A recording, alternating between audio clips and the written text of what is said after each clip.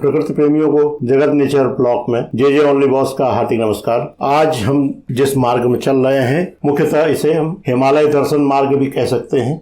इस मार्ग में चौकोड़ी, जागेश्वर, मुनस्यारी जैसे पर्यटन स्थल तो पड़ेंगे ही। इसी में धौलछिना, बिरीना, गंगोली हाट, पाताल भुवनेश्वर, पिथौरागढ़, धारचूला भी आएंगे। अब इसके अलावा अगर हम हिम दर्शन की बात करें तो पंचचूली, नारायण आश्रम, ओम पर्वत, लिम्पियाधूरा, काला पानी और फाइनली मानसरोवर जाने वाला भी मार्ग ये है।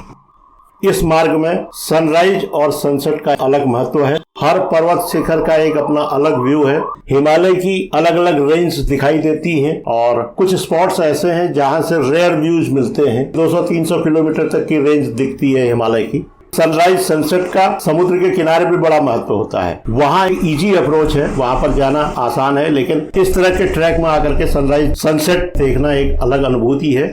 सनराइज के लिए और कष्ट करना पड़ता है। अगर हम सी बीच पर सनराइज देख रहे हैं तो वहां पर हम सनराइज से कुछ मिनट पहले पहुंच जाएं तो हमें मिल जाएगा, लेकिन पहाड़ों में अगर हमें सनराइज का असली आनंद लेना है तो हमें ब्रह्म मुहूर्त यानी कि उषा काल में, जिसे हम इंग्लिश में डॉन कहते हैं, उस डॉन पीरियड में हमें पर्वत शिखर पर पहुंचना होगा। तभी हम देख पाएंगे कि किस तरह से आसमान, किस तरह से पर्वत, किस तरह से हिमालय अपना रंग बदलता है। सबसे पहले हिमालय पर पड़ने वाली उषा काल की किरणें एक स्वर्णिम आभा जगाती हैं, फिर धीरे धीरे सनराइज होता है। नेचर लवर्स, हम जिस एरिया में हैं भौगोलिक रूप से देखा जाए तो ये मध्य हिमालय का हिस्सा कहलाता है। मध्य हिमालय वो है जहाँ कुछ पर्वत श्रृंखलाएं तो साल भर बर्फ से ढकी रहती हैं, लेकिन कुछ में 2-3 महीना बर्फ रहती है और कुछ ऐसे भी स्पॉट हैं जहां बर्फ गिरी, एक आध दिन बर्फ रुकी और फिर पिघल गई। लेकिन इसी क्षेत्र में नदी घाटियां कुछ ऐसी भी हैं जहां रेगिस्तान की तरह से जाड़े के दिनों में सुबह शाम काफी ठंड रहती है और गर्मी के दिनों में दोपहर किसी मैदानी क्षेत्र का आभास कराती है। कुल मिलाकर के ये एक शीतोष्ण क्षेत्र है।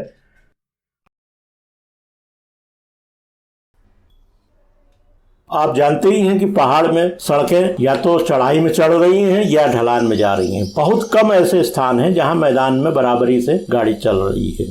ढलान में अगर हम नीचे जा रहे हैं तो भी हमें बड़े प्रिकॉशंस लेके चलना है, और चढ़ाई में चढ़ रहे हैं जैसे ये सामने आप देख रहे हैं, और ये चितई की धार हम लोग कहते हैं, पहाड़ी भाषा है धार, यानी कि चढ़ाई में चढ़ने के लिए। पहाड़ का एक और नियम है, जो गाड़ी नीचे को जा रही है, स्लोप में जा रही है, उसे ऐसे स्थान पर रुक जाना होगा जहां से गाड़ी पास हो सके। और हिल टॉप का यही आनंद है, वहां से बढ़िया व्यू देखने को मिलता है।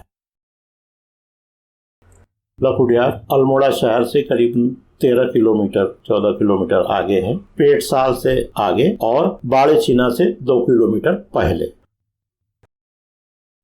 हमारे इस यात्रा के आयोजक मेरे भांजे कमलेश पाठक हैं।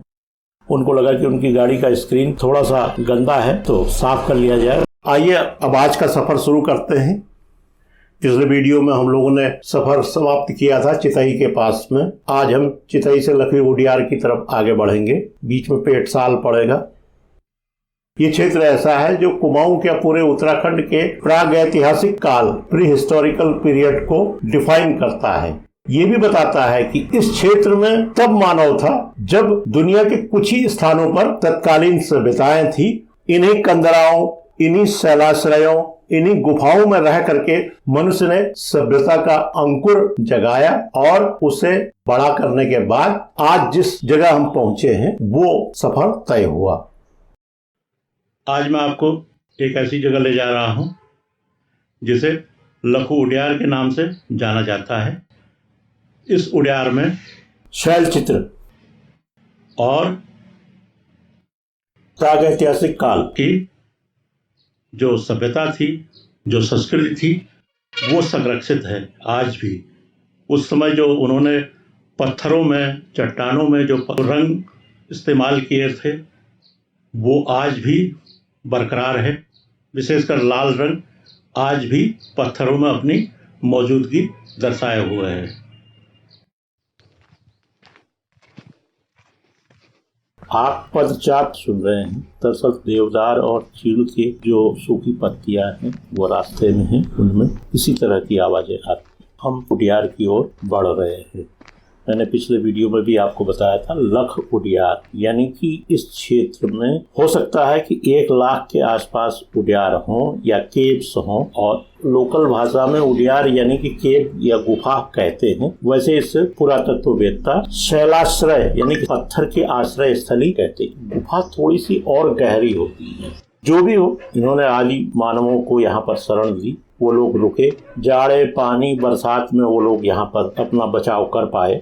लख उडियार शैलाश्रय के पास ही कप मार्क्स भी पाए गए हैं। कप मार्क्स उसको कहते हैं जैसे ओखली है। अनाज को कूटने पीसने का काम तब शुरू हो चुका था। वैसे आपकी जानकारी के लिए उत्तराखंड में सबसे पहले देवीधुरा क्षेत्र में कप मार्क्स पाए गए थे, और 1800 के आसपास में एक अंग्रेज अन्वेषणकर्ता ने इसे खोजा था। पुरातत्ववेत्ता मानते हैं कि अल्मोड़ा जिले के कालीमठ से लेके बाड़े छीना तक का इलाका, जिसमें पेटसाल भी शामिल है, कभी आदि मानव का घूमने का स्थान, क्रीड़ा स्थल रहा होगा।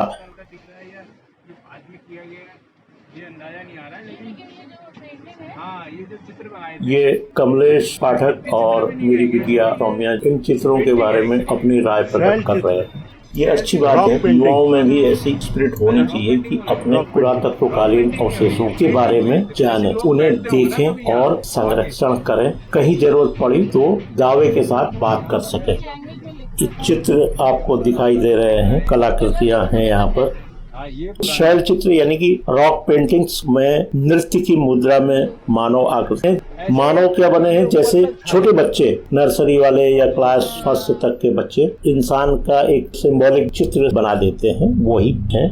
और इन आकृतियों में ज्यामिति, डिजाइन, बिंदु समूह, पेड़ों की, पशुओं की आकृति है, सर्पिली रेखाएं हैं। इन रेखाओं के बारे में एक अंदाज मैं लगा रहा हूँ कि हो सकता है जो उत्तराखंड में ऐपण शैली है वो इसी से आगे बढ़ी होगी। अपने घरों में जो अल्पना बनाई जाती है उसे ऐपण कहा जाता है। एक और विशेषता है इस जगह की, वो ये है कि समूह नृत्य की बात है। वहां भी दिख रहा है।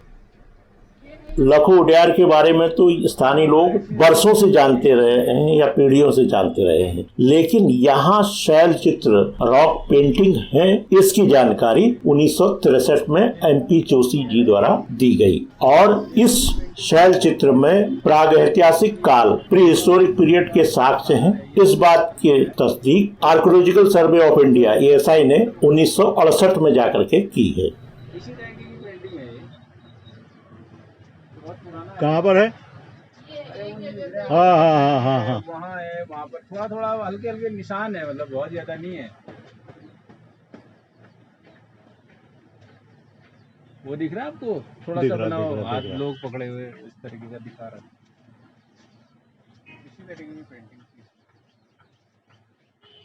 कुछ कुछ जगह बची है।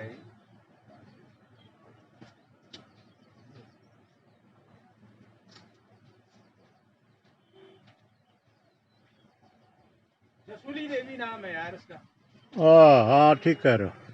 ये जिस जसूली देवी का नाम ले रहे हैं कमलेश जी, ये उत्तराखंड में शौका एक प्रदेश है, होड़ प्रदेश जिसको कहते हैं। वहाँ की बहुत मालदार महिला हुआ करती थी, यानी कि उनके पास में काफी संपत्ति थी।